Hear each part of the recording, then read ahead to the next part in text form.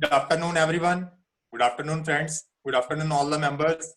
I welcome all of you for this second online seminar. CA Dr. Girish Ujjas is today's speaker. Today is 31st March. In normal course, we would have been free from year-end compliance and planning for bank audits, but we are locked down in our home. So we will start this session with Girish Ojha ji. Before that, I will request our chairman CA Piyush Bansal ji to say a few words.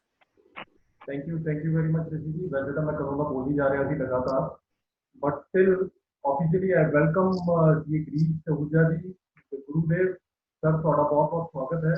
Welcome you.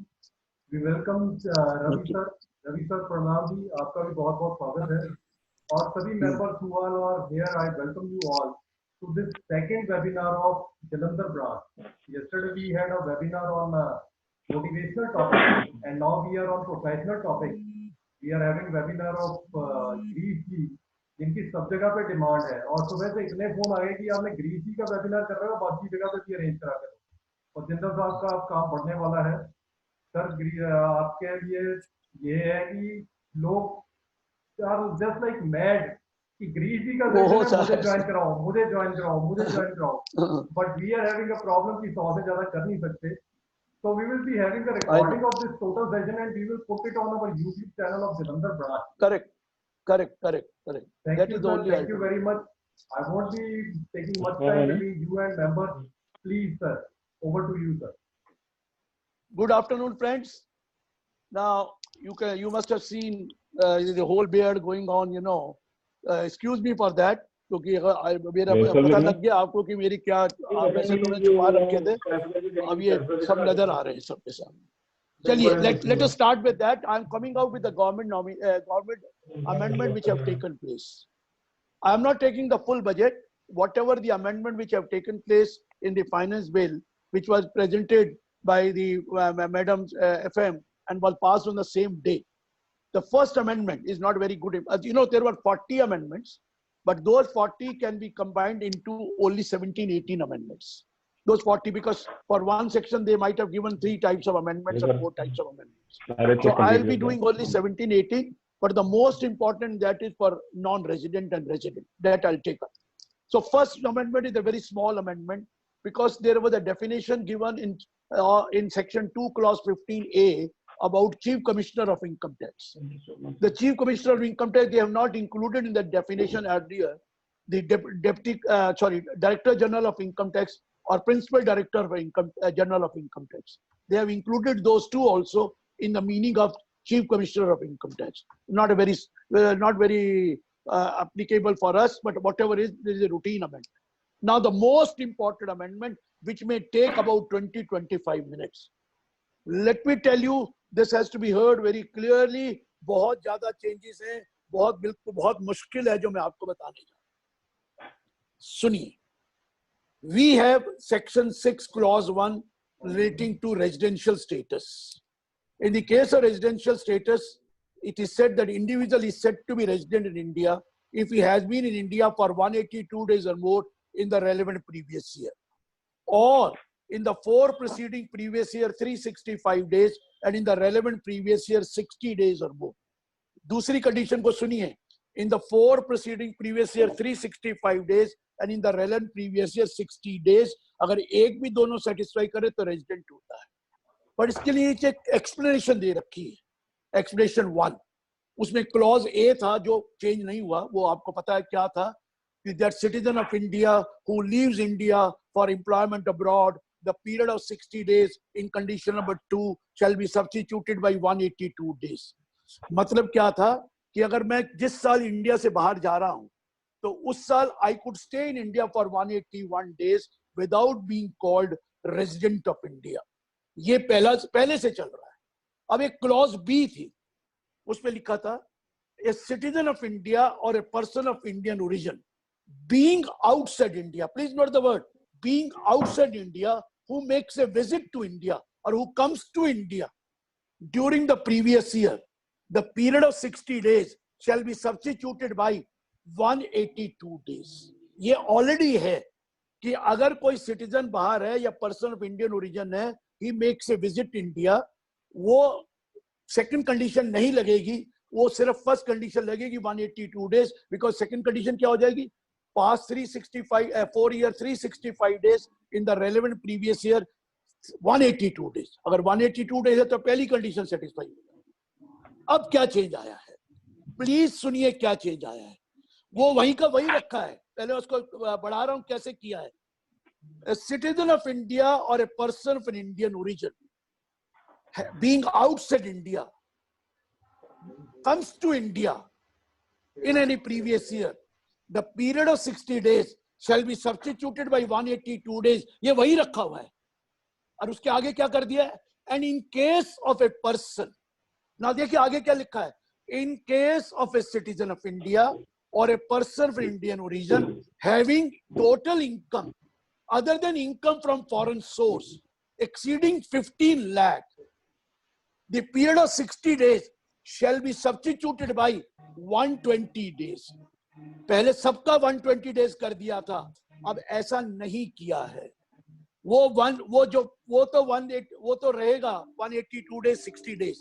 अब कोई citizen या person of Indian origin जो outside India है makes a visit to India, उसकी income having income from income other than income from foreign source exceeding 15 lakh, then 60 days will be substituted for 120 days and not 182 days. आप बात को समझिए मैं क्या कहना चाहता हूं। एक सिटीजन बाहर है, पर्सन ऑफ इंडियन ओरिजिन बाहर है, इंडिया आना चाहता है, लेकिन उसकी income from total income other than income from foreign source, आप ध्यान रखिए, total income other than income from foreign source. Income from foreign source को उन्होंने एक्सप्लेनेशन में डाला है कि all income, all foreign income other than income from a business which is set up, which is controlled from India, or a profession which is set up in India. बात सुनिए मैं क्या कह रहा हूं, जो फॉरेन इनकम है 15, मैंने कहा ना अदर देन फॉरेन इनकम, जो सैलरी इनकम है वो एक्सक्लूड कर देनी है, जो हाउस प्रॉपर्टी इनकम है एक्सक्लूड कर देनी है। लेकिन कोई ऐसा बिजनेस है जो आउटसाइड इंडिया है लेकिन कंट्रोल्ड फ्रॉम इंडिया हो रहा है, या ऐसा प्रोफेशन है जो आउटसाइड इंडिया कमा रहे हैं बट उसका सेटअप इन इंडिया में हो रहा है, उसको लेना है, उसको नहीं छोड़, उसको ले। और वो 15 लाख से ज्यादा, क्या 15 लाख से ज्यादा है, Indian income plus income from a business which is outside India but being controlled from India, or income of a profession which is outside India being set up in India. मैंने बार बार बोला 15 लाख की लिमिट में क्या लेना है, total income in India, total income in India सारी, plus income from a business which is outside India but being controlled from India, or a profession which is outside India but set up in India. ये 15 लाख में लेना है, बाकी कोई foreign income 15 lakh में नहीं लेनी है। अगर ये कंडीशन है तो आप इंडिया में आ सकते हैं और रह सकते हैं 1119 डेज, आपको नॉन रेजिडेंट कहा जाएगा 1190 डेज। पहले 182 डेज था और 1190 डेज हो गया।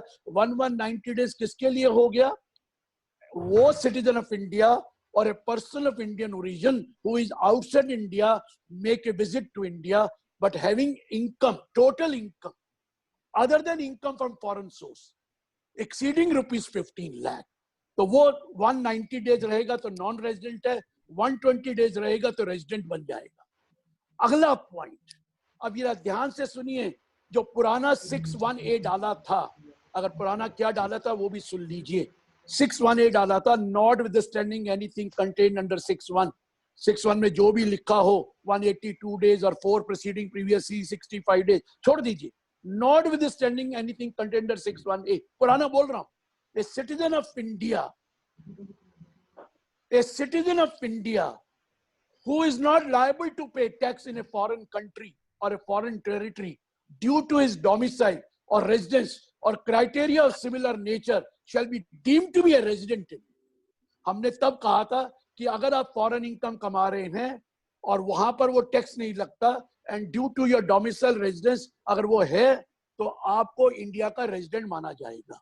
ये हटा दिया गया है, नया डाल दिया गया है 61A। अब जरा ध्यान से सुनिए 61A में क्या डाला है, प्लीज ध्यान से सुनिए। Not withstanding anything contained under 61, a citizen of India having income other than income from foreign source exceeding 15 lakh shall be deemed to be a resident in India if he is not liable to pay tax in the foreign country due to his domicile or residence or criteria of similar nature। समझने की जरूरत है कि अगर आप India के citizen हैं और आपकी total income including income from foreign source, वो छोड़ वो लेनी है, income from business control from India, income from profession setup in India, उसको लेकर बाकी फॉरेन इनकम नहीं लेनी, सैलरी इनकम नहीं लेनी, हाउस प्रॉपर्टी नहीं लेनी, वो बिजनेस भी नहीं लेना जो फॉरेन कंट्री से है लेकिन इंडिया से कंट्रोल नहीं हो रहा, वो भी नहीं लेना, वो छोड़ दीजिए। अगर आपकी इनकम 15 लाख से ज्यादा है तो आप 61A में आएंगे और डीम्ड रेजिडेंट माने जाएंगे। अगर आपकी इनकम 15 लाख या 15 लाख से कम है तो आप डीम्ड रेजिडेंट नहीं माने जाएंगे। पहले तो सारों को डीम्ड रेजिडेंट कह दिया था, इनकम को नहीं देखा था। अब क्या कह दिया, your total income other than income from foreign source should exceed 15 lakh, then only you will be called deemed resident in India। अगर आप due to domicile you don't pay tax in foreign country, अगर वहां country में दे रहे हैं तो ये लगता ही नहीं है 61A। जैसे आप दुबई में हैं वहां टैक्स नहीं लगता है, कुवैत में है, आप let's say what you call केमन आइलैंड में है, आप बरमूडा में हैं, वहां पर टैक्स नहीं लगता है due to your domicile residence. अगर आपकी Indian income plus income from a business which is outside India but controlled from India और income from a profession which is outside India set up in India, दोनों मिलाकर 15 लाख है तो आप deemed resident मान लिए जाओ। अगर 15 या 15 से कम है तो ये क्लॉज लगेगी नहीं, आपका नॉर्मल प्रोविजन जो ऑलरेडी है तो वो लगेगा। तभी तो मैंने दुबई वालों को मैंने लेक्चर में दिया, कुवैत वाले जब अभी मैंने उनको रिकॉर्ड करके भेजा है, उनको बोल दिया है कि अगर आपकी इनकम इंडियन इनकम 15 लाख से कम में, नॉन रेजिडेंट एक्सटर्नल अकाउंट तो इनकम एग्जेम्प्ट होती है, वो तो लेना ही नहीं है। अगर इंडियन इनकम 15 लाख से कम है, इस इंडियन इनकम में क्या जोड़ना है, इनकम में business which is controlled from India और income profession outside India which is set up in India.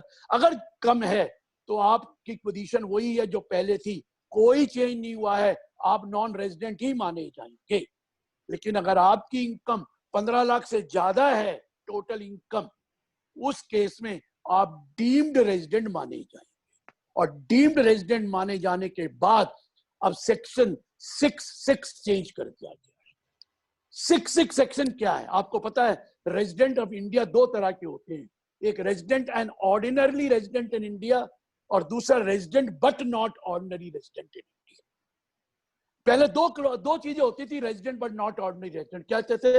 An individual who is resident in India shall be deemed to be not ordinary resident in India if he has been non-resident in 9 out of 10 previous years immediately preceding the relevant previous year, or he has been in India for not more than 729 days in the 7 preceding previous year immediately preceding the relevant previous year। क्या होता था? अगर आप resident हैं इस country के तो हमें फर्दर डिटरमिन करना पड़ता था कि ऑर्डिनरी है कि नॉट ऑर्डिनरी। नॉट ऑर्डिनरी की कंडीशन थी कि अगर वो नॉन रेजिडेंट है इन 9 out of 10 in last 10 previous year तो वो नॉट ऑर्डिनरी माना जाता था। मतलब पिछले 10 सालों में अगर 9 बार वो नॉन रेजिडेंट था, एक बार रेजिडेंट था, कोई फर्क नहीं पड़ता, वो नॉट ऑर्डिनरी माना जाता था। या पिछले 7 सालों में उसका एग्रीगेट स्टे 729 डेज से कम था, 729 या 729 से कम, तो वो नॉट ऑर्डिनरी रेजिडेंट माना जाता था। ये क्लॉज ए होती थी। क्लॉज बी में लिखा था हिंदू अनडिवाइडेड फैमिली, वो नॉट ऑर्डिनरी रेजिडेंट कब होगी? जब उसका कर्ता was non-resident in 9 out of 10 previous year immediately preceding the relevant previous year, or he was in India for not more than 729 days in the 7 preceding previous year, immediately preceding the relevant previous year. इसमें कोई change नहीं किया. मतलब आप not ordinary resident होंगे अगर आप पिछले 9 सालों में 10 सालों में 1 साल रेजिडेंट है, 9 साल नॉन रेजिडेंट है, या पिछले 10 सालों में आप 729 दिन से कम यहां पर रहे हैं. और अब आया क्लॉज सी. अब क्लॉज सी में क्या डाला है? अब तीसरे ये भी माना गया नॉट ऑर्डिनरी माना जाएगा. एक सिटीजन ऑफ इंडिया और a person of Indian origin being outside India, अगर वो इंडिया से बाहर है, makes a visit to India and stays here for 120 days और more but less than 181 days. देखिए मैंने इसमें यहां नहीं बोला कि वो डोमिसाइल रेजिडेंट उस बाहर फॉरेन कंट्री में टैक्स नहीं देना है. ये फॉरेन कंट्री में टैक्स दे रहा है, लेकिन इंडिया में आता है और इंडिया में उसकी इनकम 15 लाख से ज्यादा है. कौन सी income? Indian income plus income from a business outside India, controlled from India, और income and profession outside India, setup in India. ये 15 लाख से ज्यादा है और बाहर टैक्स दे रहा है. तो इंडिया में वो 120 दिन भी और 120 दिन से 181 दिन भी रह ले. पहले मैंने 119 दिन कहा था, अब 120 से 181 दिन भी रह ले तो वो resident and not ordinary resident माना जाए. उसको एक फायदा दे दिया, तू 120 दिन के बाद भी आना चाहता है आजा, 181 दिन तक रह ले, नॉट ऑर्डिनरी रेजिडेंट माना जाए. ये कौन? जो बाहर टैक्स दे रहे. अब चौथा केस आया जो बाहर टैक्स नहीं दे रहे, जो 61A में कवर्ड है. याद है 61A में कौन था? जिसकी जहां बाहर टैक्स नहीं लगता और उसकी टोटल इनकम 15 लाख से ज्यादा है. उस केस में भी वो नॉट ऑर्डिनरी रेजिडेंट माना जाएगा. अब 4 केस हो गए नॉट ऑर्डिनरी रेजिडेंट. या तो आप इंडिविजुअल हैं और आप नॉन रेजिडेंट हैं 9 आउट ऑफ 10 प्रीवियस ईयर, या पिछले 7 सालों में 729 दिन से ज्यादा नहीं है. ये पहला केस. फिर HUF के कर्ता का केस. तीसरा, आप सिटीजन ऑफ इंडिया हैं, पर्सन ऑफ इंडियन ओरिजिन है, आपकी इनकम 15 लाख से ज्यादा है, total income other than income from foreign source, और आप इंडिया में रहे हैं 120 दिन और उससे ज्यादा, अप टू 181 डेज. वैसे 119 दिन रहे तो वैसे ही नॉन रेजिडेंट है, लेकिन 120 दिन या उससे ज्यादा 181 दिन तक रहे तो आप नॉट ऑर्डिनरी रेजिडेंट माने. चौथा केस क्या है?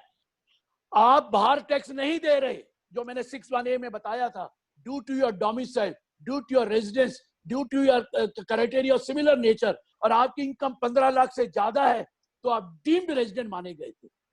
उसको भी यहां पर कहा गया है वो नॉट ऑर्डिनरी रेजिडेंट माना जाएगा. कितना कॉम्प्लिकेट कर दिया है. नॉट ऑर्डिनरी का मतलब होता है कि उसको फॉरेन इनकम पे टैक्स नहीं देना unless that income is from a business which is outside India but being controlled from India, or income from a profession which is outside India being set up in India. उस case में उसको यहाँ tax देना है. बाकी foreign income में कोई tax नहीं देना. Even if he is a deemed resident, even if is a deemed resident, उसको फॉरेन में टैक्स नहीं देना. हाँ, 15 लाख से ऊपर है तो फॉरेन इनकम पे टैक्स देना है. कौन सी वाली इनकम पे? Business controlled from India, profession setup in India. अब कईयों ने मुझसे पूछा, सर अगर ट्रीटी है तो क्या होगा? आपने मुझे यहाँ का रेजिडेंट मान लिया, नॉट ऑर्डिनरी मान लिया, और मैं वहां का भी रेजिडेंट हूँ. जैसे दुबई में अगर आप 183 डेज रह लें तो वहां के रेजिडेंट माने जाते, और यहाँ के रेजिडेंट भी हो गए तो टाई ब्रेकर रूल लगता है. मैंने आपको बताया था टाई ब्रेकर. तो जहां जहां हमारी ट्रीटी है वहां हम टाई ब्रेकर रूल लगा सकते हैं. अगर उस कंट्री में वो टैक्स नहीं दे रहा तो भी टाई ब्रेकर रूल लगाइए. और टाई ब्रेकर में देखेंगे कि परमानेंट होम उसका कहाँ है. अगर उसका परमानेंट होम दोनों जगह है तो दूसरा टाई ब्रेकर लगाते थे, उसका वेस्टेड इंटरेस्ट कहाँ है, इकोनॉमिक इंटरेस्ट कहाँ है. यहाँ वो फंस जाएगा, क्योंकि यहाँ से बहुत लोग नॉन रेजिडेंट बन गए, सिंगापुर जाके सेटल हो गए या किसी और कंट्री में जाके सेटल हो गए. जब टाई ब्रेकर लगाएंगे तो वो देखेंगे कि आपका कौन सा वो है, what you call permanent home कहाँ है. आप कहेंगे मेरे 2 जगह है. फिर वो कहेंगे वेस्टेड इंटरेस्ट कहाँ है. वेस्टेड इंटरेस्ट का मतलब आपका economic interest, not only Indian income कितनी एसेट्स इंडिया में हैं, कितने घर इंडिया में हैं, कितनी प्रॉपर्टी इंडिया में है, कितने शेयर इंडिया में है। अगर इंडिया में ज्यादा है तो टाई ब्रेकर से आप रेजिडेंट बन जाएंगे, लेकिन रहेंगे नॉट ऑर्डिनरी रेजिडेंट बन जाएंगे। लेकिन उससे फर्क क्या पड़ेगा, जो डिविडेंड इनकम है उस पर टैक्स नॉर्मल रेट पे लगेगा, वो वहां का फॉरेन कंपनी का नहीं लगेगा, क्योंकि वहां पर लिखा है टाइप उसमें ट्रीटी में कि 10% टैक्स लगता है डिविडेंड पे नॉन रेजिडेंट को। लेकिन वो नॉन रेजिडेंट नहीं माना जाएगा, नॉट ऑर्डिनरी माना जाएगा। और वो नॉट ऑर्डिनरी क्योंकि उसका वेस्टेड इंटरेस्ट यहाँ है, टाई ब्रेकर रूल लगाकर हमने उसको यहाँ पर रेजिडेंट कह दिया, इसलिए उसको जो डिविडेंड पे टैक्स यहाँ देना, और उसको और भी वो नॉट ऑर्डिनरी रहेगा लेकिन डिविडेंड पे टैक्स यहाँ देना। So what I am trying to explain, ये सेक्शन 6 में इतनी कंफ्यूजन कर दिया है। अभी तक मैंने बड़ी कोशिश की है सिंप्लीफाई करने की, फिर भी आपकी जो क्वेरी होगी आप मुझे फोन पे भी पूछ सकते हैं और ये खत्म होने के बाद भी पूछ सकते हैं, ये इंपॉर्टेंट है। अगला पॉइंट मैं बताने जा रहा हूं। देखिए अभी तक क्या था, ये चैरिटेबल ट्रस्ट जो 1023 में फंड और institution, educational institution, medical institution है, ये डोनेशन इनको क्या होता था, इनके लिए कॉर्पस डोनेशन माफ नहीं होती। अगर उनको कॉर्पस डोनेशन रिसीव होती थी वो माफ नहीं होती तो उनको अप्लाई करना पड़ता था 85%, या उसको 15% एक्यूमुलेट कर सकते थे, और 15 से ज्यादा करते थे तो उनको 11(2) में जाना पड़ता। मैं कौन से कह रहा हूं, ये जो 1023C में कवर्ड है। कॉर्पस डोनेशन माफ नहीं थी, कॉर्पस डोनेशन 11(1)D में माफ है, 1023 से माफ नहीं थी। लेकिन अब उन्होंने प्रोवाइजो 3 के नीचे एक्सप्लेनेशन डाल दी है और कह दिया है कि ये जो ट्रस्ट हैं, ये जो एजुकेशनल इंस्टीट्यूशन है, ये जो मेडिकल इंस्टीट्यूशन है, अगर इनको कॉर्पस डोनेशन मिलेगा तो वो एग्जेम्प्ट होगा, उसको अप्लाई करने की जरूरत नहीं है। करना चाहे तो करें, लेकिन वो कंडीशन नहीं है 85% और 15% वाली। ये पहले ये 1023C में ये अलाउड नहीं था, 11 में अलाउड था, यहां डाल दिया है। तो कॉर्पस डोनेशन अब एजुकेशनल इंस्टीट्यूशन, मेडिकल इंस्टीट्यूशन जो 1023C में जाना चाहते हैं उनके लिए माफ होगा। लेकिन रुकिए, इसके साथ एक कॉन्सिक्वेंशियल अमेंडमेंट भी डालती है। पीछे एक अमेंडमेंट आई थी कि एक चैरिटेबल ट्रस्ट दूसरे चैरिटेबल ट्रस्ट के कॉर्पस डोनेशन के लिए नहीं दे सकता। एक charitable trust out of the current income दूसरे के कॉर्पस डोनेशन में नहीं दे सकता। अगर कॉर्पस डोनेशन में देगा तो ये एप्लीकेशन ऑफ इनकम माना जाएगा, क्योंकि लोग प्लानिंग करते थे, अपना एप्लीकेशन मान लेते थे, उनको एग्जेम्प्ट देते थे सेक्शन 11 में। लेकिन अब तो सेक्शन 11 में भी एग्जेम्प्ट है, 1023C में भी अभी नया अमेंडमेंट डाल के एग्जेम्प्ट कर दिया। तो अब उन्होंने क्या कहा है, प्लीज नोट, चाहे वो 1023C का है, वो डोनेशन दे रहा है किसी 1023 इंस्टीट्यूशन को या 12AA वाले इंस्टीट्यूशन को, वो कॉर्पस के लिए नहीं दे सकता। अब वो कॉर्पस के लिए नहीं दे सकता। पहले 1023C में 1023C नहीं डाला था क्योंकि 1023 में कॉर्पोरेट डोनेशन माफ होती ही नहीं थी। अब तो कॉर्पोरेट डोनेशन माफ होने लग गई, तो इसलिए कह दिया जो भी कॉलेज, यूनिवर्सिटी, एजुकेशनल इंस्टीट्यूशन है, करंट इनकम से डोनेशन देता है किसी और इंस्टीट्यूशन को जो 1023C में कवर्ड है या 11-12 में कवर्ड है, तो उसको कॉर्पस डोनेशन अगर देगा तो वो एप्लीकेशन नहीं माना।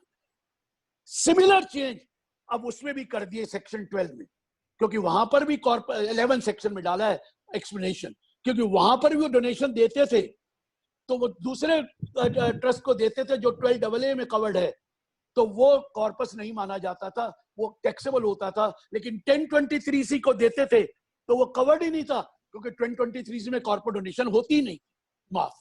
अब वहां पर भी डाल दिया कि 12AA वाला ना तो 12AA वाले को दे सकता है कॉर्पस डोनेशन, ना ही उन इंस्टीट्यूशन को दे सकता है जो 1023C में कवर्ड है।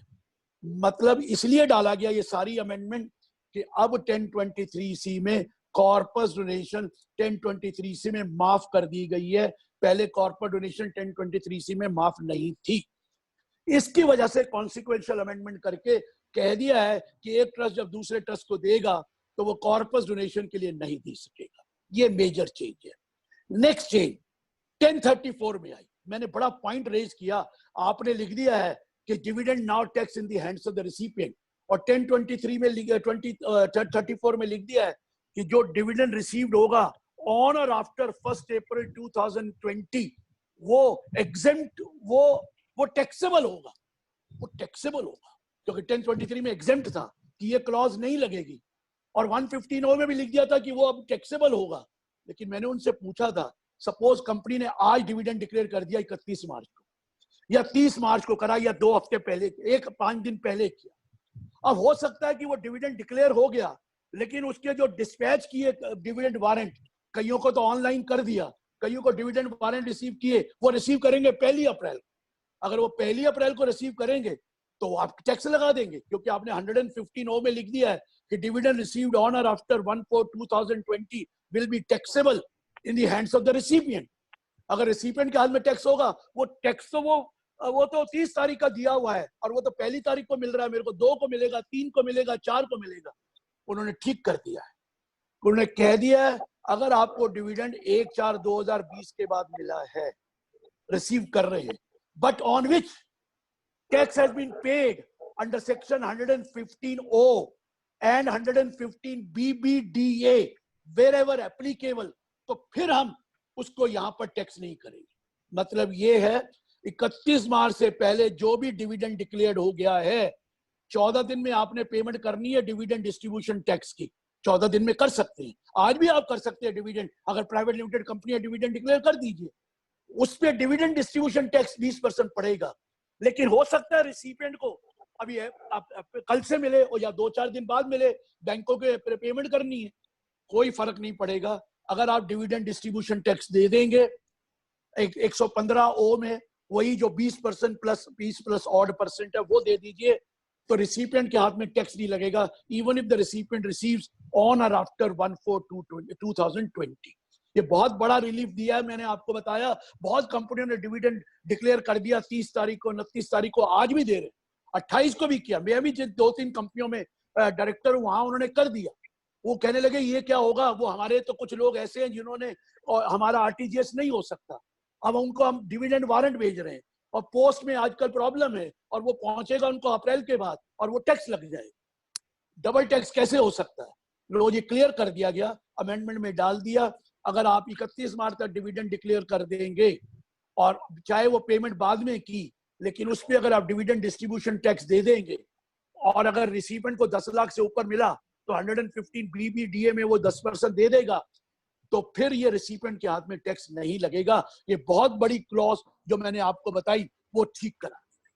अब ATM में पता था जब डिविडेंड रिसिपिएंट के हाथ में टैक्स होता है, तो एक डोमेस्टिक कंपनी दूसरी डोमेस्टिक कंपनी से अगर डिविडेंड मिलेगी, तो हमने कहा था ये पास थ्रू व्हीकल है, आप इसको आगे डिस्ट्रीब्यूट कर दीजिए सेम ईयर में, तो ये आपके हाथ में टैक्स नहीं लगेगा, कंपनी के हाथ में। इंटर कॉर्पोरेट डिविडेंड, एक कंपनी ने दूसरी कंपनी को डिविडेंड दिया 1 अप्रैल के बाद, अब उस डिविडेंड को उसको टैक्स देना है। अगर वो उसी डिविडेंड को आगे बांट देती है उसी साल, तो उसको डिविडेंड पे टैक्स नहीं देना था, वो रिसिपिएंट देगा। ये स्पेशल, ये पास थ्रू व्हीकल हो गया।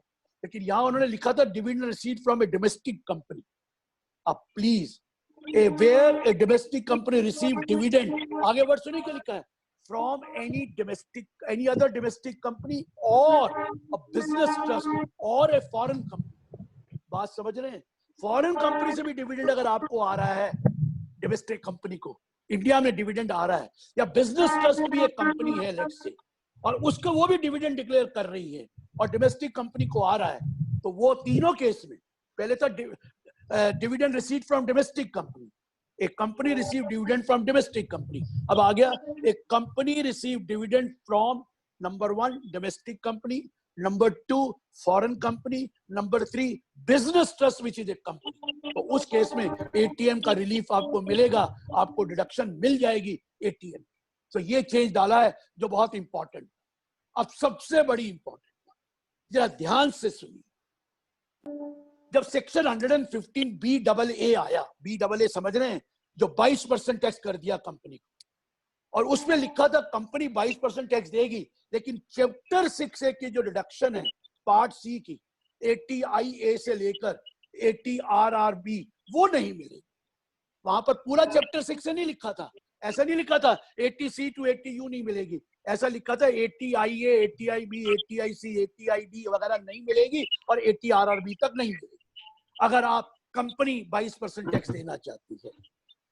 लेकिन इन्होंने क्या किया, जब फाइनेंस बिल आया तो बैक डेट से अमेंड कर दिया और कह दिया कि कोई भी डिडक्शन चैप्टर 6A में नहीं मिलेगी, कोई भी डिडक्शन चैप्टर 6A में नहीं मिलेगी एक्सेप्ट 80JA और 80M, कोई नहीं मिलेगी। अब हुआ क्या, अब ये प्रॉब्लम आ गई। आपको पता है प्राइम मिनिस्टर केयर फंड आ गया, तो अगर आपको डिडक्शन 20-21 में मिलनी नहीं 80G में तो कौन देता? तो इन्होंने बड़े डिप्लोमेटिक वे में गवर्नमेंट अमेंडमेंट करके 115BAA में लिख दिया कि चैप्टर 6A की रिडक्शन जो पूरी की पहले वो वाली तो होगी, 80IA to 80J वो नहीं मिलेगी, लेकिन अब बाद में 21 से लगेगा वो वाला पॉइंट, मतलब 1 अप्रैल 21-22 से लगेगा। मतलब 80G अगर आपने इस साल दे दिया तो आपको डिडक्शन मिलेगी। हालांकि फाइनेंस बिल में लिखा था नहीं मिलेगी, लेकिन ये अमेंडमेंट करके लिख दिया कि ये वाला एप्लीकेबल होगा 1 अप्रैल 2021 असेसमेंट ईयर 21-22 में। तो किसी ने भी कंपनी ने अगर 80G की डिडक्शन लेनी है वो इस साल ले सकता है by giving donation to 80G, दे सकता है। प्राइम मिनिस्टर केयर फंड में भी दे सकता है। जो प्राइम मिनिस्टर केयर फंड अभी डिसाइड नहीं हुआ है कि मैं 50% डिडक्शन मिलेगी कि 100% मिलेगी 80G की, वो आज या कल में मेरी बात हुई थी, आज कल में डिसाइड हो जाएगा। और दूसरा, कई लोगों के दिमाग में ये है कि ये डेट 30 जून तक एक्सटेंड हो गई है। ऐसा नहीं है, सिर्फ सेविंग इंस्ट्रूमेंट की डेट 30 जून तक एक्सटेंड हुई है, 80D की भी नहीं हुई है, 80G की भी नहीं हुई है। लेकिन आज या कल में डिसीजन हो रहा है शायद 80D और 80G, क्योंकि 80G की आजकल जरूरत है, वो 30 जून तक कर दे। मैं बार बार बोल रहा हूं, अभी नहीं हुई है, अभी तो आज लास्ट डे है। जो आज डोनेशन दे देगा 80G में उसको डिडक्शन मिल जाएगी। हालांकि नोटिफिकेशन नहीं आया 50 है कि 100 है, वो तो बेनिफिशियरी सर्कुलर आ जाएगा और 99% 100% मिल जाएगी, लेकिन अभी नहीं आया है। डिसीजन हो रहा है, मेरी बात 3-4 बार हो चुकी है, लेकिन फिर बता रहा हूं कि 80 ये तो पक्की बात है कि आज तक जो डोनेशन देंगे आपको prime minister relief, prime minister care fund और एनी अदर 80G मिलेगा। अब प्राइम मिनिस्टर केयर फंड में 100% मिलेगा कि 50 मिलेगा, वो आजकल में डिसाइड हो जाएगा। 99% 100% मिल जाएगा। और सेकेंडली हो सकता है, मैं गारंटी नहीं दे रहा, कि 80D और 80G भी एक्सटेंड कर दें टिल 30 जून लाइक 80C। 80C को तो कर दिया है 30 जून तक, लेकिन 80D को नहीं किया है। लोग गलत कह रहे हैं कि कर दिया है, 80G को नहीं किया है, लोग गलत कह रहे हैं। हो सकता है डिसीजन वो हो जाए। तो ये ATM में चेंज आया जो मैंने आपको बताया। अब BAB में भी वही था। BAB कौन सा था? जो 15% न्यू मैन्युफैक्चरिंग कंपनी देगी, 15%। उनको भी कह दिया है कि 80G मिलेगा अगर आप 31 मार्च तक दे देंगे। 31 मार्च तक देंगे तो 80G मिलेगा। हाँ, 1 अप्रैल 20 के बाद देंगे तो नहीं मिलेगा। अब कोई देना चाहे तो वो डेट एक्सटेंड कर दे 30 जून तक तो मिल जाएगा। Let us wait. अगर 30 जून तक कर देंगे तो पिछले साल मिल जाएगा, अभी देखना पड़ेगा। अब एक और चेंज किया है 115 BAC इंडिविजुअल के बारे में। अब इंडिविजुअल का भी आपको बताया है, वो स्कीम निकाल दी है कि आप ये पुरानी स्कीम में चाहे तो पुरानी में जाए, न्यू रिजीम में चाहे तो न्यू रिजीम में जाए। लेकिन न्यू रिजीम में मैंने बताया था आपको वहां पर कि ऑप्शन दी हुई है कि you have to exercise the option before the due date under 139(1). तो पहले लिखा था in case of business income any time when you want to claim, but only once in lifetime, subsequent year में वो नहीं। और in case of any other income आप कभी भी कर सकते हैं, किसी भी साल कर सकते हैं, हर बार ऑप्शन चेंज कर सकते। मैंने इनको बोला वहां बिजनेस इनकम लिखा है, और मैंने लेक्चर में भी बोला था हर जगह प्रोफेशनल इनकम नहीं लिखा है।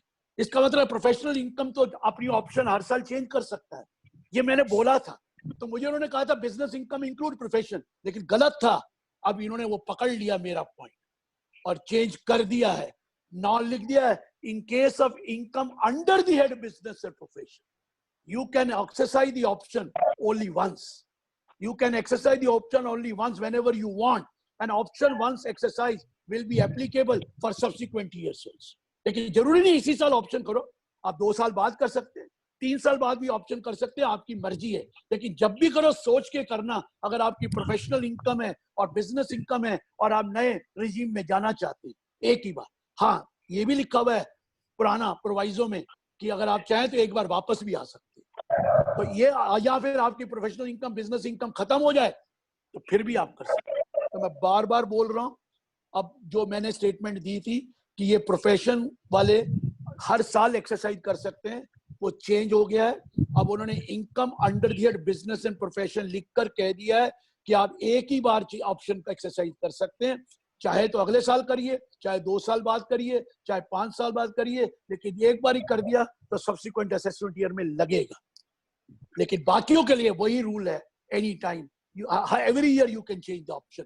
तो ये चेंज उन्होंने बहुत इंपॉर्टेंट किया जो मैं आपको बताना चाहता हूं। एक और इंपॉर्टेंट चेंज 194G में आपको याद है मैंने बोला था fee for technical services other than professional services के लिए रेट ऑफ टीडीएस 2% हो गया। ये मैंने बोला था रॉयल्टी के केस में कि fee for technical services technical service का 2% हो गया। अब एक इन्होंने अमेंडमेंट करी थी, और अमेंडमेंट करी थी कि सिनेमेटोग्राफी फिल्म की अगर आप सेल करो, एग्जीबिशन करो या डिस्ट्रीब्यूशन करो तो वो रॉयल्टी मानी जाए, वो रॉयल्टी मानी जाएगी। अब इन्होंने क्या किया है, अब जो कि अब यहां पर इंडिया में भी आप करते हैं, you receive consideration for sale और एग्जीबिशन और डिस्ट्रीब्यूशन ऑफ सिनेमेटोग्राफी फिल्म। अब ये रॉयल्टी मानी जाएगी। जब आप सिनेमेटोग्राफी फिल्म को सेल करेंगे या एग्जीबिशन के लिए देंगे या डिस्ट्रीब्यूशन के लिए देंगे तो वो रॉयल्टी मानी जाएगी, और जब वो रॉयल्टी मानी जाएगी तो टीडीएस कटेगा अंडर 194J, और वो 194J के लिए इसके ऊपर भी टीडीएस अब 2% कर दिया, 10 नहीं किया, अब 2 आइटम पे 2% हो गया। 1 fee for technical services other than professional services, 2 consideration received, royalty received on the consideration for the sale, royalty as consideration for the sale, exhibition or distribution of cinematography film, the rate of TDS will be 2%. ये 2% कर दिया गया है। Next change 194N जो पुराना था उसको हटा दिया, नया डाल दिया। ये 194N पुराना क्या था, अगर बैंकों से आप विड्रॉ करेंगे, पोस्ट ऑफिस से विड्रॉ करेंगे, कोऑपरेटिव बैंक से विड्रॉ करेंगे more than 1 crore in cash, तो आपका टीडीएस कटना था, आपको याद है 5%, बैंक काटता 5%। अब इन्होंने क्या किया है जरा ध्यान से, 194N पुराने को हटाकर नया डाल दिया, 5% रखा है, लेकिन रुकिए 1 करोड़ से ऊपर तो 5% है, लेकिन अगर आपने पिछले 3 सालों में रिटर्न नहीं भरी है, कोई रिटर्न नहीं भरी है 3 सालों में, पिछले 3 सालों में, जिस साल आप विड्रॉ कर रहे हो 3 सालों में नहीं भरी, तो इस साल अगर आप 20 लाख से ज्यादा विड्रॉ करेंगे तो आपका टीडीएस कटेगा 2%। You withdraw more cash more than 20 lakh but does not exceed 1 crore तो 2%, but if it exceeds 1 crore 5%। ये किन के लिए किया है, सबके लिए नहीं किया है। 194N में कहा है जिन्होंने पिछले 3 सालों में रिटर्न ऑफ इनकम नहीं भरी है, पिछले 3 असेसमेंट ईयर की, इसको छोड़कर जिस साल आप विड्रॉ करने जा रहे हैं, उन लोगों को कह दिया है कि अगर 20 लाख से ऊपर होगा तो बैंक की ड्यूटी लगा दी है कि वो टीडीएस काटेगा 2%, provided it does not exceed 1 crore, but if it exceeds 1 crore वो 5% होगा। 194N में ये चेंज करके आपको बता दिया। ये बहुत इंपॉर्टेंट चेंज है, प्लीज याद रखना, ये चेंज कर दिया गया। अगला आपको याद है 206C 1G और 1H डाला।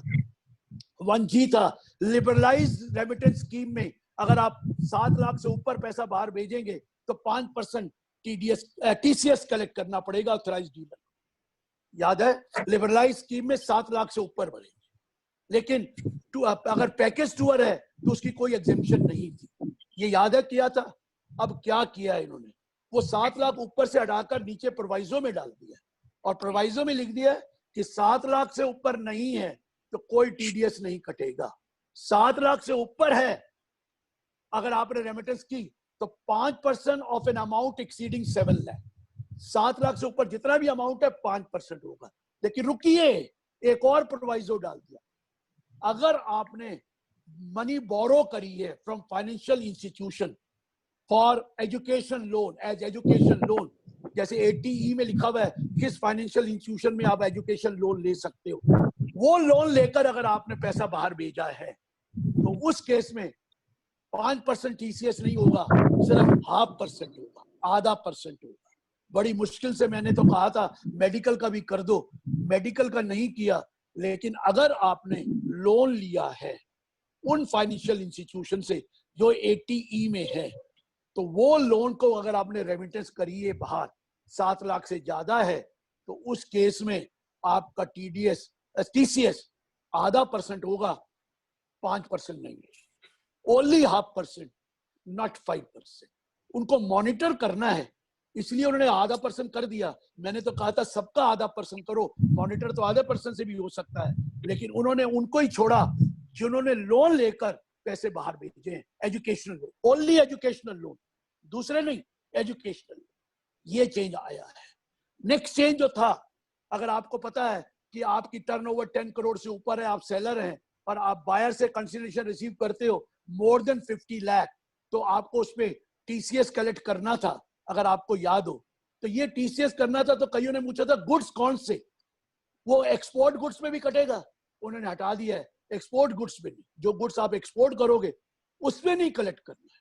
और फिर ये भी कहा कि अगर मैं इंपोर्ट करूंगा तो क्या होगा, वो बायर की डेफिनेशन भी हटा दिया है कि इंपोर्ट ऑफ गुड्स में नहीं होगा, लेकिन अदरवाइज आपका अगर और दूसरी बात, सबसे इंपॉर्टेंट पॉइंट सुन लीजिए, ये लिबरलाइज स्कीम, पैकेज टूर, और जो मैंने अभी बताया ये जो सेलर का 50 लाख से ऊपर वाला, इसकी डेट पहले 1 अप्रैल 2020 थी, अब ये एक्सटेंड कर दी गई है, ये एप्लीकेबल होगा फ्रॉम 1 अक्टूबर 2020। ये कल से नहीं होगा, 1 अक्टूबर 2020 से लगेगा। सेक्शन 206C 1G कौन सा है, liberalised remittance scheme, package tour, and 206(1H) कौन सा है, seller of goods receiving consideration more than 50 lakh has to collect TCS। याद है TCS कलेक्ट करना था 0.1%। उस केस में उन्होंने कह दिया है कि ये 1 अक्टूबर 2020 से लगेगा, 1 अप्रैल से नहीं होगा। और सेकेंडली एक्सपोर्ट पे नहीं होगा, इंपोर्ट पे नहीं होगा। ये 194H में भी चेंज कर दी, जो मैंने आपको बताई। सबसे बड़ी इंपॉर्टेंट बात यही थी, और यही मेजर हैं जो मैंने आपको बताए। जो मैंने आपको ये बताया ये मेजर चेंजेस हैं। छोटी मोटी चेंज एक 1023FE में है, जो मैंने कहा था मोदी जी ने करा है कि जी अगर आप इंडिया में अबू धाबी इन्वेस्टमेंट फंड या business what you call sovereign wealth fund वाले पैसा लगाएंगे तो हम उसको एग्जेम्पशन देंगे। उसमें एक और ऐड कर दिया, पेंशन फंड ऑल्सो। 3 आदमी यहाँ पर अगर पैसा लगाएंगे तो एग्जेम्पशन देंगे। Number 1 Abu Dhabi investment authority, number 2 for sovereign wealth fund, sovereign wealth, third pension fund of foreign country. लेकिन पहले था कि आपको लगाना था डेट और इक्विटी, अब लगाना है डेट, शेयर कैपिटल और यूनिट्स में। पहले उन्होंने बोला था कि आपको लगाना है सिर्फ वो कंपनीज में, वो एंटरप्राइज में जो 80IA4 में इंफ्रास्ट्रक्चर फैसिलिटी में है या कोई और जो नोटिफाइड होंगी। अब उन्होंने कह दिया आप बिजनेस ट्रस्ट में भी लगा सकते हो, अगर वो business trust 100% investment in one or more than one of these company में करता है तो आप बिजनेस ट्रस्ट में भी लगा सकते हो। और ऑल्टरनेटिव इन्वेस्टमेंट फंड्स में भी लगा सकते हो, कैटेगरी 1 और कैटेगरी 2। ऑल्टरनेटिव इन्वेस्टमेंट कैटेगरी 1 वाली अगर इन्वेस्टमेंट इन टर्न इसमें करते हैं तो आप 3 जगह लगा सकते हो, वो वाले लगा सकते हैं। एक तो उस कंपनी में या एंटरप्राइज में जो 80IA4 मतलब इंफ्रास्ट्रक्चर फैसिलिटी में है या जो नोटिफाइड होगी, और आप लगा सकते हो बिजनेस ट्रस्ट में, आप लगा सकते हो alternative investment fund of category 1 and category 2 जो अपना 100% इन्वेस्टमेंट इन कंपनियों में करेंगे। तो ये जरा वाइडर स्कोप कर दिया 1040FE का। आपके मतलब का कम है, फिर भी मैंने कहा क्योंकि अमेंडमेंट है तो बता देता हूं। These are the amendments which are most important. Any other query now, और या आप मेरे को फोन पे भी पूछ सकते हैं जब मर्जी चाहे। Thank you very much. Thank you very much. बोलिए किसी के जो। हाँ जी सर, एक क्वेरी तो है उसमें। हाँ जी सर, ये जो आपने कहा है ना कि जो बिजनेस में आपने कहा है ना कि बिजनेस और प्रोफेशन की इनकम हो, जो प्रोफेशनल की इनकम है फ्रॉम द फर्म, वो हेड बिजनेस एंड प्रोफेशन में टैक्सेबल होती है इंटरेस्ट सैलरी, तो वो भी नहीं ऑप्ट कर सकते सर बाकी इनकमों के लिए? नहीं, मैं बताता हूँ क्या है। अब क्या है, जैसे यहाँ पर कई बड़े बड़े लॉयर्स हैं, वो अब फॉरेन में नॉन रेजिडेंट बन गए, यहाँ पर केस करने आते हैं। वो कह रहे तुम्हारा प्रोफेशन इंडिया में सेटअप है, तो फिर आप वहां पर, अगर प्रोफेशन वही सेटअप है तो कोई प्रॉब्लम नहीं है।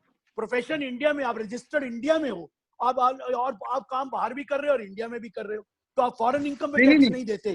सर उसके लिए नहीं कह रहा मैं, उसके लिए कह रहा हूँ जो हमने ऑप्शन एक्सरसाइज करनी है ना, कि नई स्कीम में जाना है या पुरानी स्कीम में जाना है। हो गया, बिजनेस और प्रोफेशन दोनों के लिए जो ऑप्शन एक्सरसाइज करनी है वो नहीं, अगर मेरे कोई प्रोफेशन से इनकम नहीं, सिर्फ फर्म से है, फर्म से सैलरी इंटरेस्ट है, तब भी लगेगा सर? एक मिनट, आप फिर मेरी बात सुनिए, income under the business and profession है, तो सैलरी इनकम तो प्रोफेशन में, बिजनेस में आती है सर। वो आती तो वही है। वही तो आएगी। अगर आप सैलरी लेंगे, अगर आप प्रॉफिट लेंगे तो नहीं आती, प्रॉफिट नहीं आता है, लेकिन सैलरी और इंटरेस्ट आता है। सर एक क्वेरी है, due date of 15G and 15HG extend हुई है? हो जाएगी, अभी डिसीजन ले रहे हैं। ओके, हो जाएगी सर, आज बहुत बड़ा डिसीजन हो जाएगा। शायद मेरी बात सुबह भी हुई थी कि आज डिसीजन ले रहे हैं, आपको चिंता करने की जरूरत नहीं है, क्योंकि वो तो 1 अप्रैल को ही देना होता है। अभी तो 1 अप्रैल आई नहीं है, कल आएगी। और सेकेंडली देना भी होता है तो बैंक को इमीडिएटली इंटरेस्ट क्रेडिट करने वाले, थोड़ा टाइम बैंक भी लेंगे, तो इसलिए चिंता न कीजिए। 15G 15H की आ जाएगी, आएगी प्लीज। और कोई क्वेरी? मेंबर्स कोई और क्वेरी आप चैट बॉक्स में लिख सकते हैं। एक क्वेरी आई है जी, what about merchant navy person? वो तो वही है, कोई चेंज है ही नहीं। मर्चेंट नेवी तो वैसे भी 181 डेज के लिए इंडिया रह सकते थे, वो तो क्लॉज ए में है, क्लॉज बी में मर्चेंट नेवी वाले आते ही नहीं है। अरे वो जो एक्सप्लेनेशन 1 है उसकी क्लॉज ए में लिखा है, member of a crew of an Indian ship वो goes along with the ship, और बाकी अगर उसकी इंडिया में इनकम 15 लाख से ज्यादा है तो वो सबके लिए हो, तो वो तो सबके लिए हो गया कि अगर वो इनकम बिजनेस, वो सैलरी इनकम है उसकी, बिजनेस इनकम थोड़ी है। अगर प्रोफेशन और सैलरी की होगी तभी तो वो इंडिया में इंक्लूड होगी, नहीं तो क्यों होगी? मेरी बात बोलिए ना, 15 लाख से ज्यादा हो और तभी तो इंक्लूड होनी है। इंडिया में 15 लाख से ज्यादा है तो कौन सी इनकम इंक्लूड होनी है? Business setup controlled from India, professional setup in India. Merchant navy में तो नौकरी करता है, तो उसका प्रोफेशन थोड़ी है। सर एक क्वेरी है, kindly explain LRS again. Liberalised remittance scheme, देखिए लिबरलाइज्ड रेमिटेंस स्कीम में पहले भी वही था, अभी भी वही है, सिर्फ 2 चेंज आई हैं कि एक तो उन्होंने कह दिया है 7 लाख तक तो एग्जेम्प्ट है, 7 लाख से ऊपर होगा तो 5% TDS कटना है, TCS है 5%। लेकिन अगर आपने लोन लिया है उन फाइनेंशियल इंस्टीट्यूशन पे जो 80E में कवर्ड हैं, वो लोन को आपने रेमिटेंस की है अपने बच्चों को पढ़ाने के लिए, अपने आप को पढ़ने के लिए, एजुकेशन लोन लिया है, तो उस केस में TCS 5% नहीं होगा, 0.5% होगा, 0.5% होगा, 1/2। बाकी कोई चेंज नहीं आई है। बाकी तो सिर्फ उन्होंने ऊपर से नीचे ले आए हैं कि 7 तक कोई नहीं, 7 के ऊपर 5%, लेकिन अगर लोन लिया है तो 0.5%। सर एक और पॉइंट है, what about TCS on fund transfer from NRO to NRE, whether TCS applicable from tomorrow? Sir देखिए, वो आप किस स्कीम में कर रहे हैं? लिबरलाइज रेमिटेंस स्कीम में ही कर रहे हैं। अगर आप लिबरलाइज रेमिटेंस स्कीम में ही तो करते हैं वो, तो उस केस में वो आप 15 CA देते हैं ना, उस पर भी कटेगा, क्योंकि पॉइंट ये आ रहा है कि वो वॉच करना चाहते हैं कि आप क्या करना चाह रहे हैं। हाँ, एक चीज लिखा है कि अगर ऑलरेडी कोई डिडक्ट कर लिया है सेलर ने तो नहीं उसने कलेक्ट करना। अगर सेलर ने ऑलरेडी डिडक्ट किया तो कोई नहीं करना है। सेलर ऑलरेडी डिडक्ट कहाँ करता है तो नहीं करना, अगर करता है तो उसमें करता है, क्योंकि आपको पता है नॉन रेजिडेंट एक्सटर्नल अकाउंट में टैक्स नहीं लगता है। सर एक और है, 7 lakh point in proviso, how it make difference? आवाज नहीं आ रही सर। सर एक पॉइंट आया है, 7 lakh point in proviso, LRS के रिगार्डिंग ही है। 7 लाख का पॉइंट, कौन सा प्रोविजो? 7 लाख का, 7 लाख का। वो ऊपर से नीचे कर दिया, ऊपर लिखा था एक्सीडिंग 7 लाख, वो वहां से हटा दिया, 7 लाख को नीचे ले आया। Provided that no deduction will be, no collection will be done if the amount remitted does not exceed 7 lakh. वो क्लैरिफाई करके ऊपर से नीचे ले आया प्रोवाइजो में। और फिर दूसरा प्रोवाइजो डाल दिया 7 लाख से ज्यादा है तो 5% कटेगा। तीसरा प्रोवाइजो डाल दिया कि अगर एजुकेशन लोन लिया है तो 0.5% कटेगा। इसकी वजह से किया है, सिमेट्रिकल करने के लिए। सर एक और पॉइंट है, TCS collection by e-commerce operator has also been extended, whether ना वो इक्वलाइजेशन लेवी हो गया सर, वो इसमें नहीं आ रहा। 194A में चेंज नहीं है, 194A वो नहीं है प्लीज। 194O जो नया आया उसमें कोई चेंज नहीं आई है। एक्चुअली उन्हें लगाना था ई कॉमर्स ऑपरेटर पर, लगा दिया ई कॉमर्स पार्टिसिपेंट से करेक्ट करना। अब इन्होंने ई कॉमर्स ऑपरेटर अगर कोई डील कर रहा है तो जैसे इक्वलाइजेशन लेवल लगाई थी उसके ऊपर, एडवर्टाइजमेंट के ऊपर, ये ई कॉमर्स ऑपरेटर अगर नॉन रेजिडेंट होगा तो इक्वलाइजेशन लेवी देनी पड़ेगी। इक्वलाइजेशन लेवी लगेगी ई कॉमर्स ऑपरेटर पर, operator not participant, e commerce operator. तो नॉन रेजिडेंट को इक्वलाइजेशन लेवी 6% वो डीडी काट के जमा कराएगा। कौन? E commerce operator. 6% वही जो तो पहले था। ये इक्वलाइजेशन लेवी में चेंज आया है, इक्वलाइजेशन लेवी में। सर एक डाउट और आ रहा है कि अगर एक एनआरआई अपने आप को ट्रांसफर कर रहा है बाहर फॉरेन, फिर एलआरएस के अंदर तो आता ही नहीं, तो ये 5% लगेगा एनआरओ से? एनआरओ तो इंडिया में होता है, आखिर बैंक वाले ने ये इंडिया में है और एनआरओ से एनआरआई में कर रहा है तो वो रेमिटेंस तो मानी जाती है। वो 1 करोड़ तक अलाउड है नॉन रेजिडेंट को, रेजिडेंट को 2.5 लाख है। वो लिबरलाइज स्कीम नहीं है। 1 मिनट प्लीज, लिबरलाइज स्कीम सिर्फ रेजिडेंट के लिए होती है, नॉन रेजिडेंट के लिए लिबरलाइज स्कीम नहीं है। उसके लिए सेक्शन है ही नहीं। सॉरी, मैं पहले चेंज कर दूं आपको। लिबरलाइज स्कीम सिर्फ रेजिडेंट के लिए है, रेजिडेंट जो भेज रहा है।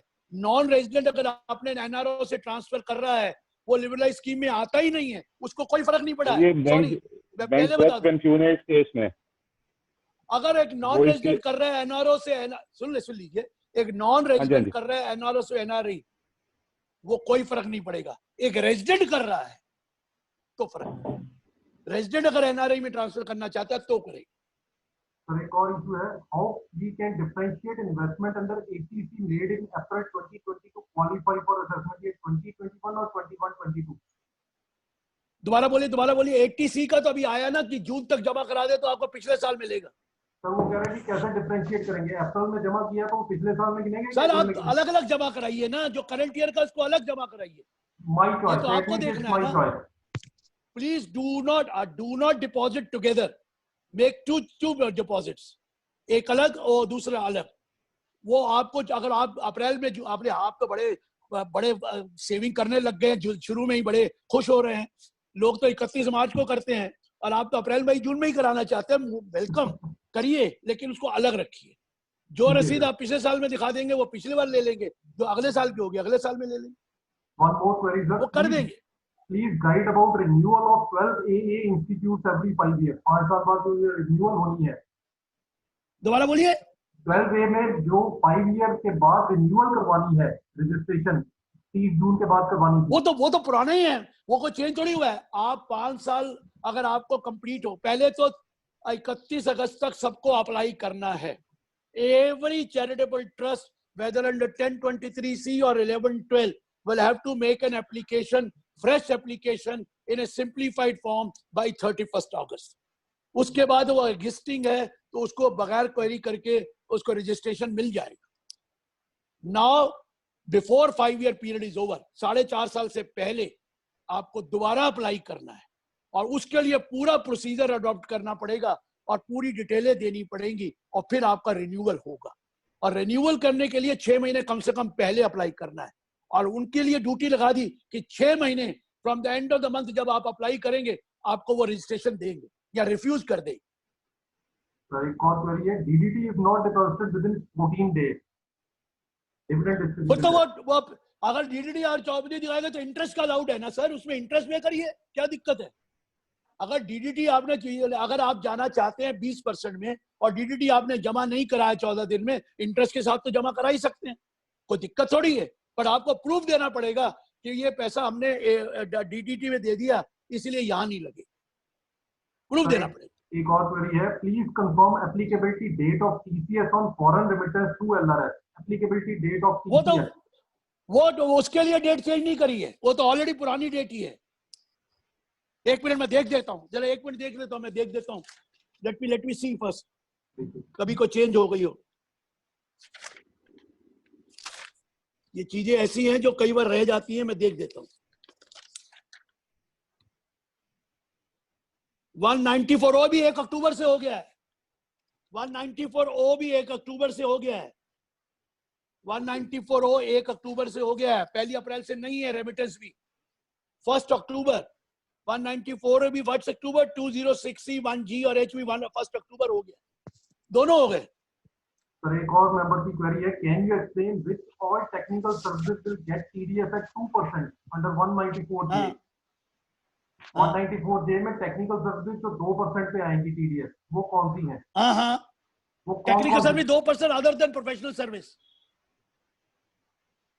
और दूसरा और आ गया ना, कंसिडरेशन फॉर द सेल और एग्जीबिशन और डिस्ट्रीब्यूशन ऑफ सिनेमाटोग्राफी फिल्म, उसमें भी 2%, 2 पे 2% हो गया। TCS provision on tour package है जी, TCS provision on tour package. आवाज आपकी आंख बहुत कम रही है जरा। सर टूर पैकेज पे जो आपका टीसीएस है, टूर पैकेज सर, टूर पे हाँ वो 5% ही है। पैकेज टूर पर 5% है, कोई लिमिट नहीं है। Package tour it is 5% without any limit. Sir एक दोबारा मेंबर की क्वेरी है, repeat changes in provision related to charitable organisation. बड़ा सिंपल है सर, सेक्शन 1023C में जो एजुकेशनल, मेडिकल इंस्टीट्यूशन और अदर इंस्टीट्यूशन थे, उनको जो कॉर्पस डोनेशन मिलती थी वो माफ नहीं थी, एग्जेम्प्ट नहीं थी, उनको अप्लाई करना पड़ता था। अब गवर्नमेंट अमेंडमेंट में उनको कॉर्पस डोनेशन माफ कर दी गई है। अब उनको भी कॉर्पस डोनेशन माफ होगी, जैसे 11(1)D में 12 वालों को माफ थी, दोनों को माफ कर दी। क्योंकि दोनों को माफ कर दी है, इसलिए उनको एक कॉन्सिक्वेंशियल अमेंडमेंट करनी पड़ी कि अगर एक चैरिटेबल ट्रस्ट दूसरे चैरिटेबल ट्रस्ट को डोनेट करेगा अगर कॉर्पस के लिए, तो वो एप्लीकेशन नहीं माना जाएगा। पहले वो लिखते थे 12AA वाले को करेगा, अब दोनों में लिख दिया कोई भी चैरिटेबल ट्रस्ट दूसरे चैरिटेबल ट्रस्ट, चाहे वो 1023C में है या 12AA में है, अगर डोनेट करेगा कॉर्पस के लिए तो वो एप्लीकेशन नहीं माना जाए। ये इसलिए किया गया कि क्योंकि कॉर्पस डोनेशन अब 1023C में माफ कर दी गई, जो पहले माफ नहीं। सर इसमें एक क्वेरी और आई है कि जिन्होंने ऑलरेडी रजिस्ट्रेशन अप्लाई की हुई है 12A में, दोबारा करनी पड़ेगी और मर्ज हो जाएगी। सॉरी, जिसने अप्लाई करी हुई है वो मर्ज हो जाएगी और आपको क्या मिलेगा? टेम्परेरी, आपको मिलेगा टेम्परेरी रजिस्ट्रेशन, प्रोविजनल जिसे बोला, प्रोविजनल रजिस्ट्रेशन 3 साल के लिए। जिसने अप्लाई कर दिया है ही विल गेट, उसको मर्ज कर देंगे और उसको प्रोविजनल रजिस्ट्रेशन मिलेगी 3 साल के लिए। जिसको ऑलरेडी अलॉट हो गया है उसको दोबारा करना है, जिसको रजिस्ट्रेशन अलॉट हो गया दोबारा करना है, जिसको रजिस्ट्रेशन अलॉट नहीं हुआ, अप्लाई कर रखा है, वो ऑटोमेटिकली मर्ज हो जाएगी एप्लीकेशन और आपको प्रोविजनल रजिस्ट्रेशन मिलेगी for a period of 3 years. और आपको वो प्रोविजनल रजिस्ट्रेशन 2.5 साल के अंदर अंदर या तो काम शुरू कर दीजिए, नहीं तो फिर आपका वो लैप्स हो जाएगा। सर एक और है, 54EC की डेट इन्वेस्टमेंट की, क्या ये भी 30 जून हो गई है या ये भी पुरानी? हाँ जी, ये भी एक्सटेंड कर दिए, ये पीरियड एक्सटेंड कर दिया जाएगा। अभी हुआ नहीं है, कर दिया जाएगा। आ रहा है वो, आजकल में सारा इकट्ठा आ रहा है, वो सर्कुलर आ रहा है जी। ये सर एक और है वो, सर एक मेरी क्वेरी है, अश्विनी जिंदल बोल रहा हूँ। हाँ जी, जो इंस्टीट्यूट में अभी कोविड-19 पे, जरूरत नहीं आपको। हाँ जी सर जो कोविड-19 पे इंस्टीट्यूट ने जो अभी गाइडेंस नोट निकाला है ना, जो अभी अकाउंटिंग स्टैंडर्ड भी लेके आ रहे हैं ना, हाँ जी, तो उसमें फाइनेंशियल पे जो इम्पैक्ट पड़ेगा वो कहते हैं कि उसको आप एनालाइज करके अकाउंट फॉर करो बुक्स में, तो उसकी इनकम टैक्स में डिडक्शन का क्या स्टेटस रहेगा सर? सर इनकम टैक्स में तो आपको एक चीज बता दूं, आप अकाउंटिंग स्टैंडर्ड वो कर रखे हैं ना हमने, जो 10 अकाउंटिंग स्टैंडर्ड को हमने वो कर रखा है वाइल कंप्यूटिंग बिजनेस इनकम, वो 10 का 10 को देखना पड़ेगा आपको। अच्छा, आप इंतजार तो कर लीजिए, ये तो ऐसा इशू है जो अभी तो इसके ऊपर गाइडेंस आएगी और आप जो रुक जाइए जरा, इनकम टैक्स से भी आएगा ये। सर एक क्वेरी आ रही है कि टीपीएफ में 1.5 लाख अलाउड है। हाँ जी, तो 2 जमा हो गए, 1 अप्रैल में हो गया पिछले साल का, और अगले बार फिर 1.5 लाख दोबारा जमा हो पाएगा उसमें? देखिए अप्रैल में जमा कराइए, अप्रैल में आप 2 बार भी करा दे तो हमें कोई दिक्कत नहीं है। पिछला वाला पिछले में ले लीजिए, अगला वाला अगले में ले लीजिए। नहीं सर, पीपीएफ और इकट्ठा मत कराइए, इकट्ठा मत कराइए, इकट्ठा मत कराइए। सर पीपीएफ में 1 साल में 1.5 लाख से ज्यादा डिपॉजिट ही नहीं होता सर वो उनको भी इंस्ट्रक्शन जाएंगी कि जो अप्रैल मई जून में हो रहा है वो अलग गिन लिया जाए। थैंक यू उनको भी वेरी मच सर। इंस्ट्रक्शन जाएंगी सर। हाँ मैं मानता हूँ वो 1.5 लाख से ज्यादा नहीं हो सकता, उनको भी इंस्ट्रक्शन जाएंगी। The instruction will be given to the post office also कि जो अप्रैल मई जून में 1.5 लाख है उसको अलग मान लो, बाकी को अलग मान लो। आएंगी इंस्ट्रक्शंस। थैंक यू वो sir. Deem to be deposit 31 March माना जाएगा। शशि जी, आ- शशि भूषण जी, थैंक यू हाँ जी, सर, आवाज आई थैंक यू। नहीं। अच्छा जी, thank you, all the best, thank you, take care. Thank you sir, thank you very much. Okay sir, thank you so much. We are leaving the meeting. Thank you sir, Okay, thank thank you, you. Thank you to all the members. Sonia ji thanks कहते हो फटाफट। Thank you Sir, sir. I feel बाकी branch वाले भी honored तैयार हो जाओ ना। by proposing Yes. a vote of thanks on Jalandhar branch. Sir, I must say you hold a magnetic aura that at sharp 1 o'clock the house is full. Sir, seriously, a salute to you at this time when everyone is getting a bit anxious. You are like a sunshine for us. So you inspire us to work in any situation. So we are blessed that you are with us for a dynamic and a super energetic person, I must say. Thank you so much for sparing your time. Ravi sir, thank you very much to you also for sparing your time and being with us. Thank you very much sir. Thank you thank you everyone, thank you members. ये सारा programme की recording YouTube channel पे आ जाएगी। Thank you.